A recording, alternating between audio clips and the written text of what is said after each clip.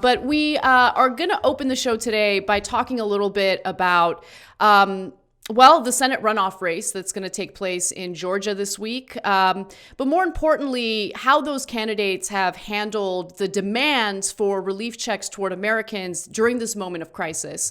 So look, David Sirota and all the fantastic writers over at the Daily Poster have done such a good job in really covering in a detailed way how members of Congress have been handling the relief package. And I'm actually pretty shocked at how little attention there's been among progressives, in terms of holding Loeffler and Perdue accountable for what they've been up to. So let's talk about that a little bit. Earlier this week, it was reported that Bernie Sanders and the tactic he was attempting to implement in the Senate didn't work because it was blocked by 41 Democrats in the Senate. Now, this has everything to do with direct $2,000 relief checks to Americans. These are not stimulus checks. These are checks that Americans need to literally survive right now. It's been months and months and months since Congress has successfully passed legislation that would offer relief during the pandemic.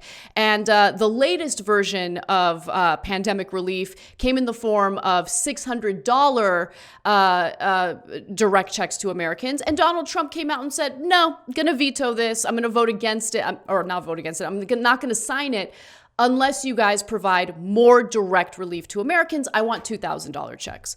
Well, that opened up a fantastic opportunity for Democrats like Bernie Sanders, who proposed blocking unanimous consent for a veto-proof vote on the National Defense Authorization Act, something that Donald Trump did, in fact, veto. And his argument was, we're not going to vote on that. I am not going to provide unanimous consent unless we get a floor vote on up or down vote on a standalone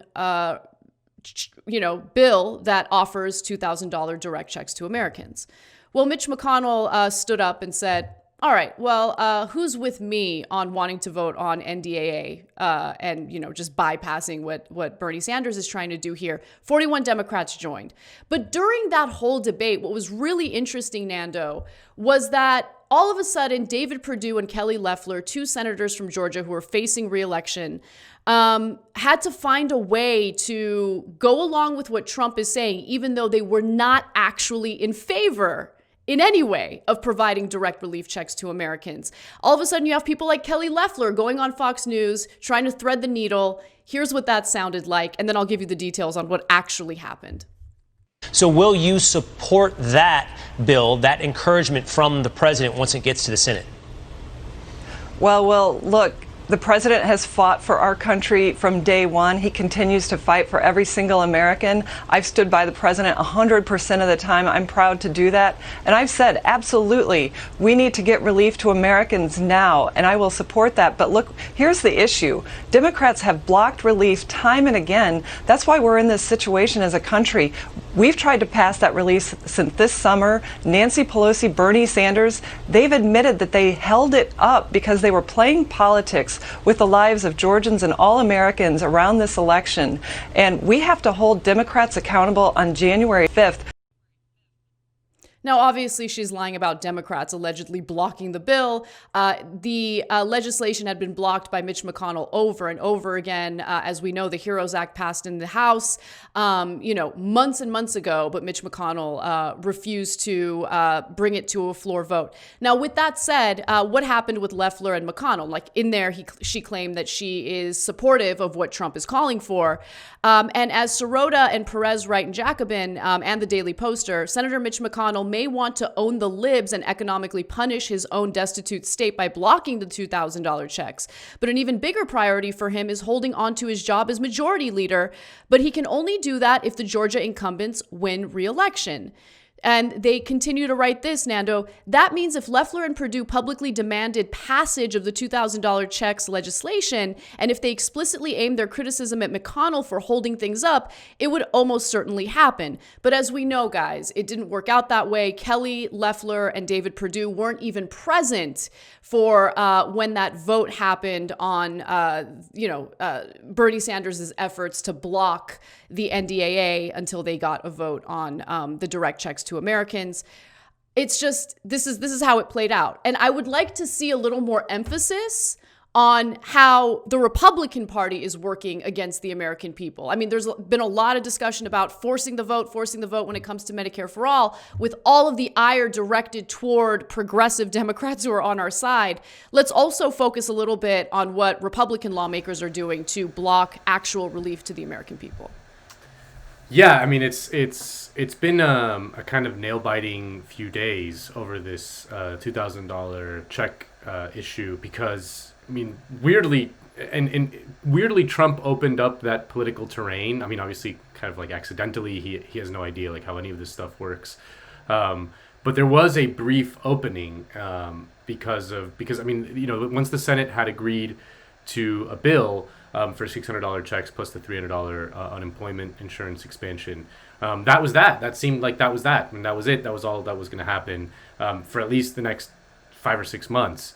And but Trump opened up that terrain, and then there was this kind of like very, you know, you had to like learn all these like very arcane inside the Senate rules about how our very insane parliament works. Yeah, I mean, ultimately we got nothing, or we're gonna get nothing, at least for now.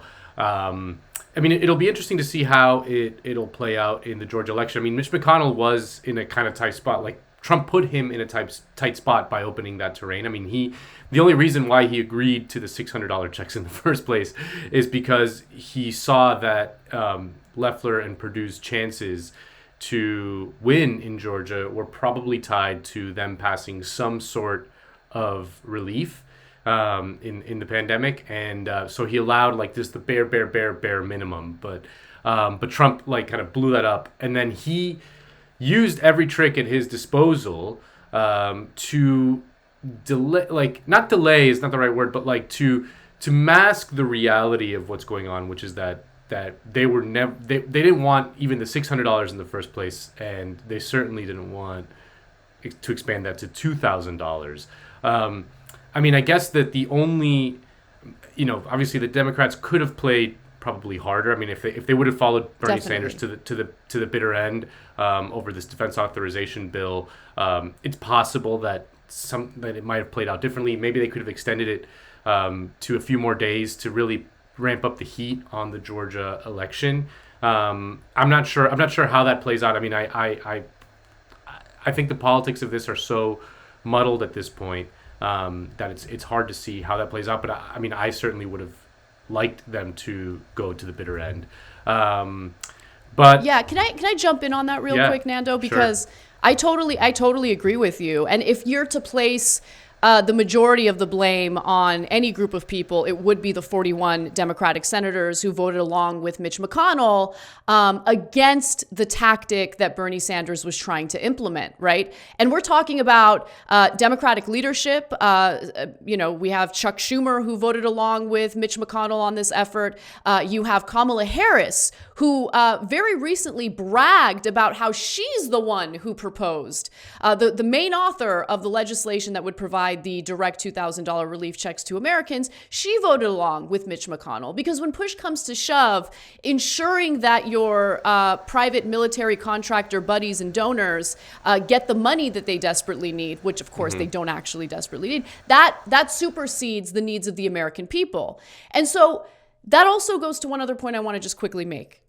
All right, we just got 41 Democratic senators on the record saying, no, we're going to actually engage in this effort to block the only leverage we have, the only chance we have at passing something incredibly popular, something that Democrats and Republicans across the board want, which is, these robust $2,000 direct checks to Americans.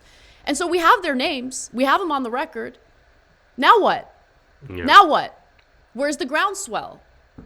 You know why they were able to do that? You know why they were able to put their names on that effort?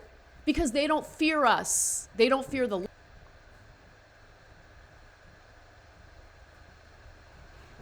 Yeah. No, yeah, I mean, it really shouldn't. And you know, it's I mean, again, it'll be interesting. I have no idea what the hell's going to happen in 3 days in Georgia, because I can't trust polling anymore, especially at the state level, given what happened just a few months ago in the general election, where the state polls were just like absolutely way off.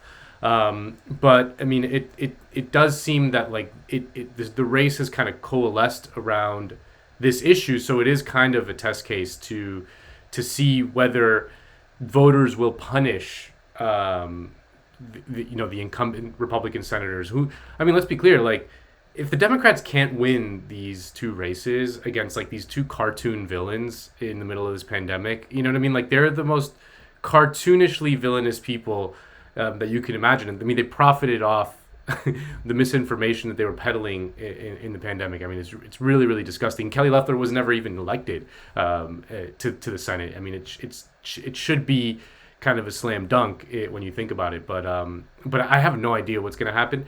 But yeah, I mean, it would have been nice to see the Democrats go to the bitter end. I mean, I didn't really think that was going to happen. I mean, I was kind of surprised that they were making noises about it at some point, but when push came to shove, they really just kind of laid down and voted to fund the military, because that's not gonna, yeah, you can't hold that up for one second. $741 billion for the National Defense Authorization Act. They had no problem passing that. 60 consecutive years, Congress has passed legislation funding the military. But when it comes to providing much needed relief to ordinary Americans who are suffering right now through no fault of their own, they just can't do it. They can't do it. But more importantly, they're willing to give you the middle finger publicly, transparently, knowing that we're not organized enough to respond effectively, knowing that we have not accumulated enough power, that we're not strategic enough to make sure that they pay the consequences for that vote. And that is key here. That's not me being defeatist. That's acknowledging and identifying the real flaws here and realizing that we need to do something to fix it, that we need to do the hard work, honestly, the work that's not glamorous at all, that's not fun at all. Some of the work that's already taking place behind the scenes among organizers who don't get any credit for it, who don't get any money for it, who don't get any glory or recognition for it. That is something that we need to uplift and talk about more, I think, on this show and other progressive programs. But organizing is an important aspect of winning and accumulating power. And anyone who denies that and instead argues that, no, this is really personality based, that's what we need to focus on, and we need some, podcasters to, put out calls of action and that'll get things done. No, it won't, because we're experiencing how much that fails at this very moment.